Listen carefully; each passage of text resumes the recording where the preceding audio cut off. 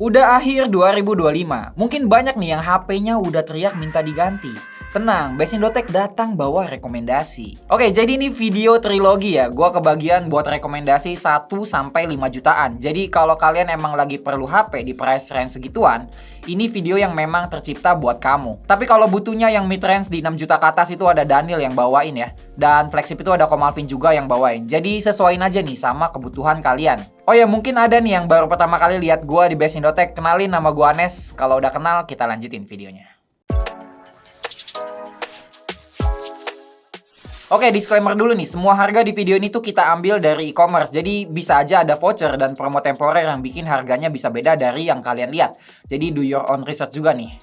Oke, buat price range budget 1 jutaan. Di sini goalnya tuh kita nyari HP yang usability-nya tuh maksimal ya. Nggak muluk-muluk pengen speknya ini itu dulu. Yang penting bisa dipakai lancar aja dah, nggak aneh-aneh. Oke, rekomendasi yang pertama gua ada di Samsung Galaxy A07. Yang menurut gua ini udah proper banget buat sejutaan. Harganya juga super cheap buat ukuran Samsung. Bisa dibeli di 1,2 jutaan barunya. Daripada beli HP yang less than 1 juta yang biasanya tuh kurang banget ya.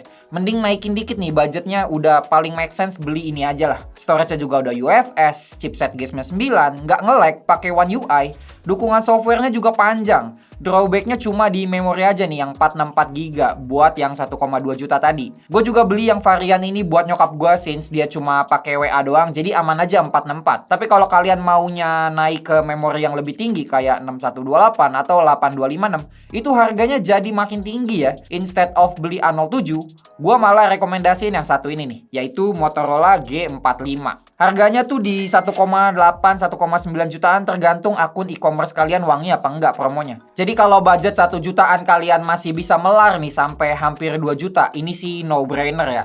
Lebih make sense daripada beli A07 yang 6128 atau 8256, karena ini udah langsung 8256. Chipsetnya juga udah lumayan kenceng dan 5G juga. Storage-nya udah UFS 2.2, kalah di dukungan OS update aja dari Samsung A07 yang tadi, yang udah mentok nih di Android 15. Sisanya tinggal security patch aja. Jadi kalau ditanya yang mana yang gue lebih prefer, gue sih suka Motorola G45 ya, karena emang harganya udah bagus banget. Oke, lanjut buat harga 2 jutaan. Di price range segini kita udah mulai bisa nyari HP yang ada fitur ekstranya tipis-tipis lah. Rekomendasi pertama gua ada Tecno Camon 40. Yang harganya tuh ada di 2,6 jutaan buat yang 128 GB. Ini HP yang cukup anomali ya. Well, kalau kita ngomongin Transient Group, emang HP mereka anomali semua sih, kayak badan amal. Jadi HP ini tuh punya sensor kamera yang udah cukup proper buat harganya. Udah OIS juga. Jadi hasil foto kamera HP ini tuh udah layak banget buat estetikan di media sosial.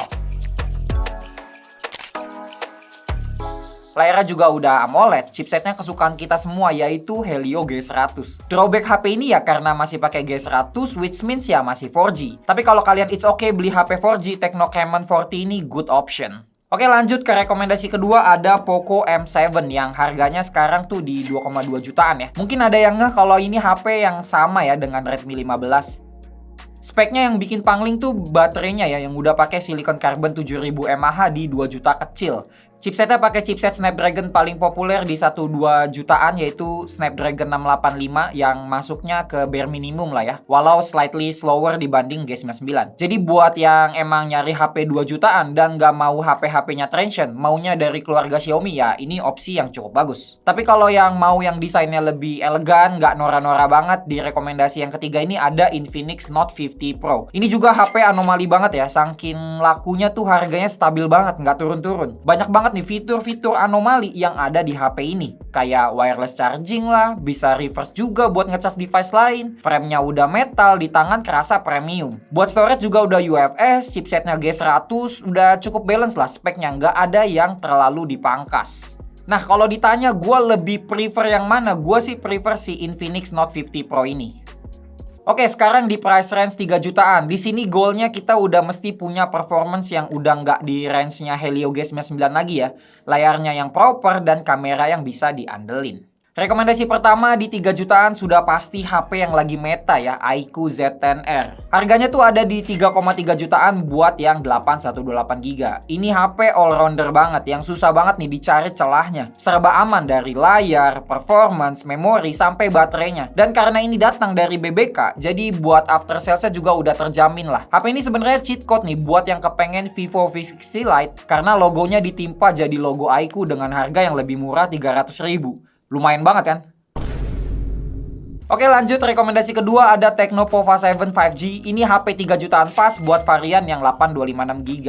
HP ini tuh punya desain yang unik banget, mirip kayak Nothing Phone tapi masih bisa dibedain lah. Lebih ke inspired aja kayaknya ya. Chipsetnya juga udah proper Dimensity 7300, baterainya juga udah gede di 6000 mAh. HP ini cocok banget nih buat yang pengen kelihatan beda di tongkrongan. Rekomendasi ketiga ada Poco X7. Harganya di 3,2 jutaan buat yang 8256GB.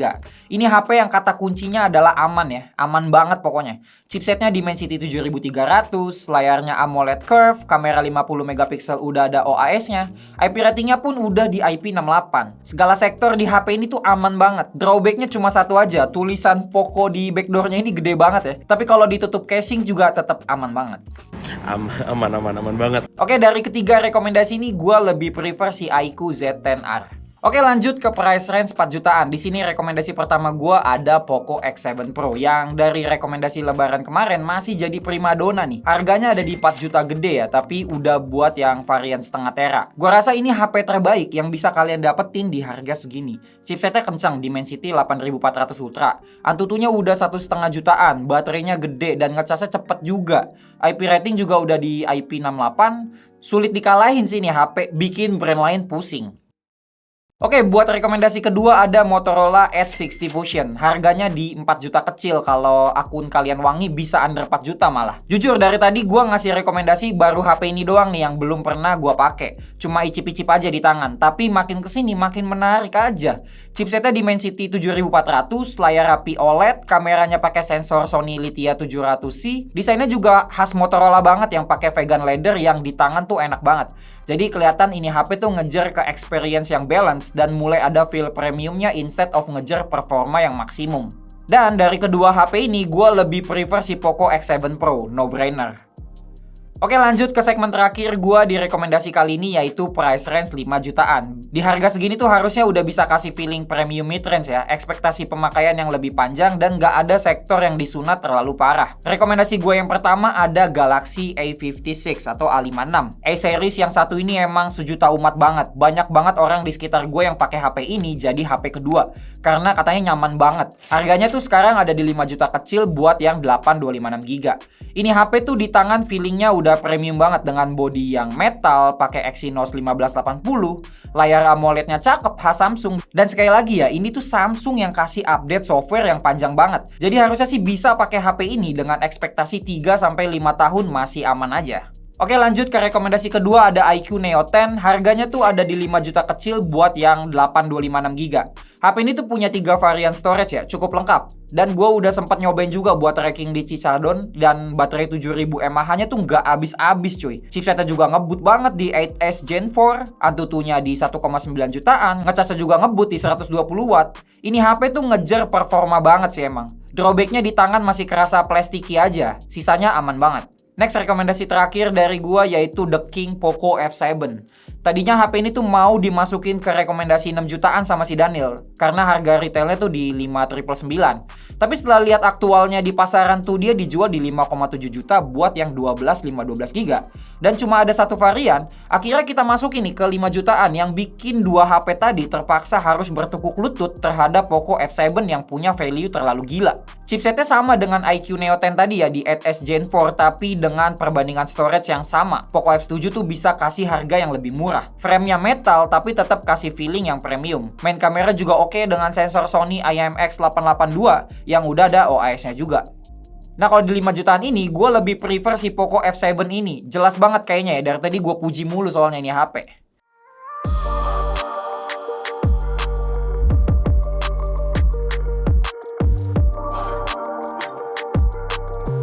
Oke, itu dia rekomendasi HP 1-5 jutaan dari Best.Tech. Gue ingetin sekali lagi, kalau yang nyari 6 jutaan ke atas bisa ke videonya Daniel.